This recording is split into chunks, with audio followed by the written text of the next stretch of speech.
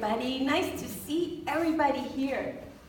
I'm so happy to meet you all because I haven't met many of you, but it's beautiful to see all the people that Henry knew that can be here today, from all walks of life, from all classes, from all denominations, from all kinds of countries. And so I'm going to just say a few words because I'm just trying to keep it together here.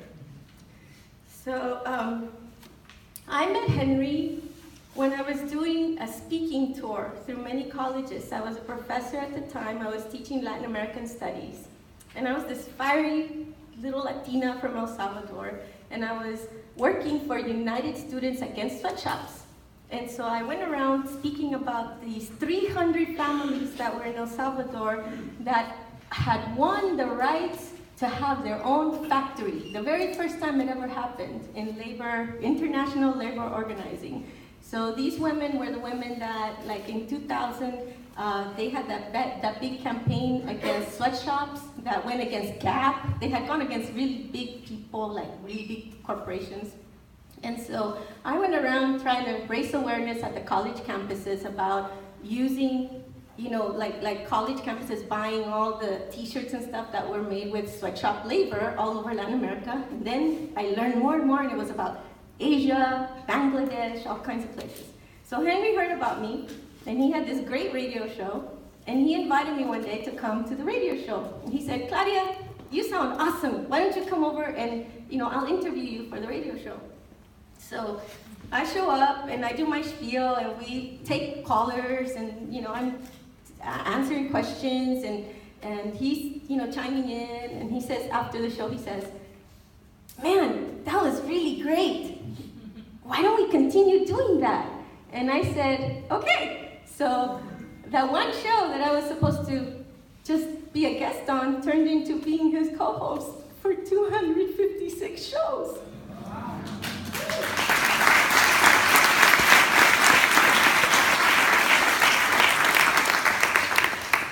So, with his energy and his love and his ability to think beyond, out of the box, think beyond, the infinite, he would encourage me and encourage everyone he came around.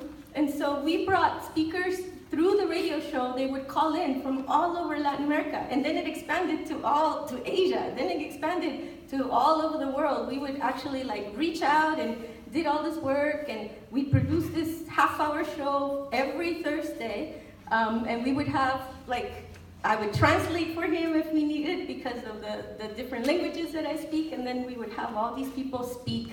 We had Angela Davis, we had Elizabeth Martinez, we had people who were union organizers calling in from Bangladesh, and we had people from Honduras. We decided that this struggle was so important that we traveled to El Salvador together to film exactly the conditions of these people. And we would call in our show from Central America. And so we would call in on Thursdays while we were there and run the show from El Salvador, basically, while we were shooting. He co-produced a very important film that I don't know if all of you guys know about, but I encourage you to go to YouTube, because the director of the film is here, Javier Armas, and he'll be speaking in the later on. And we're gonna show you the trailer, hopefully, to the film.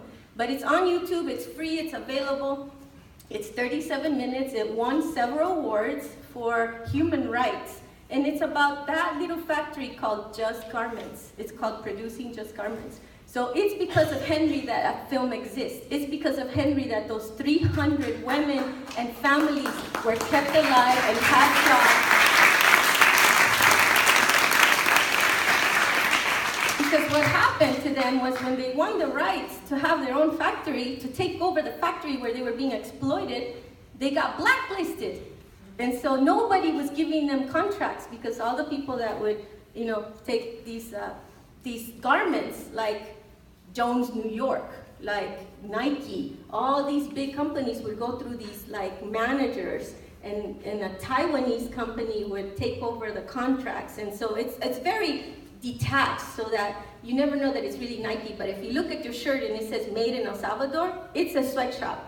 And so people are being paid 3 cents an hour to work when they get paid. And so in the end, we made this film, and I kept going back to El Salvador whenever there was a break. And then in 2005, El Salvador had a break in their peace accords. And I just happened to be filming while that happened. And the military saw me filming, and they took away my camera, they took away my passport, and they put me in a paddy wagon.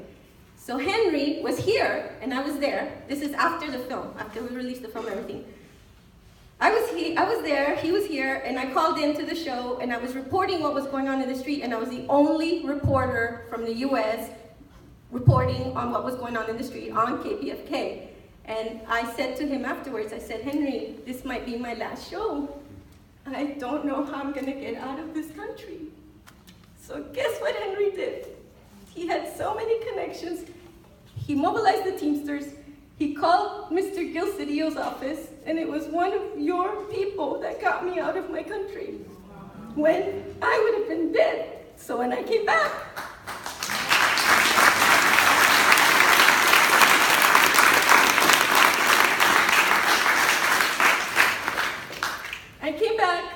I got the film smuggled out because we had all these interviews with these workers that were going to be very damning to these companies. Henry said to me, isn't it just great? This is what we do. And I said, yeah, this is what we do, okay. I said, every minute of my life after today, after this moment, that you have saved my life and that Gil Cedillo's office saved my life, every minute after that is just beautiful for me, because I shouldn't even be here today if it wasn't for him. He was a mentor.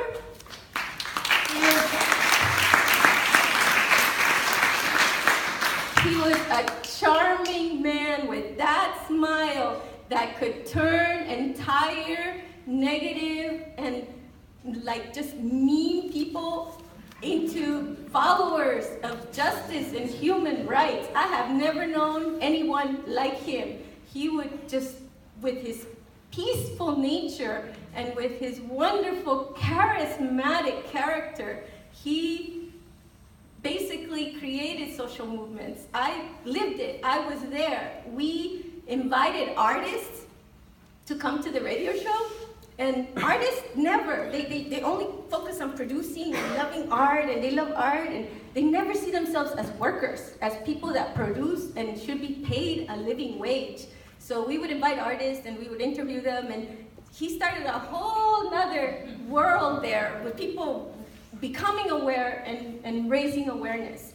And so I encourage you all, because my 256 shows are amazing, but there are 26 years of this on the KPFK archives, and I encourage all of you to take a moment and go to the KPFK archives online and listen to him, listen to his voice. He would always interject all those little gems that everybody's talking about. He would always interject that into the show, and he would always have something to say. And on special days, he would have a show dedicated to that. We had, all kinds of shows dedicated to people's birthdays, to Castro. We had, people we interviewed from Cuba. It was just amazing. So I hope that, we all have a chance here to say hi to each other, and to meet each other, and to greet each other, and to continue the struggle. Like Mr. Cedillo said, it can only be us.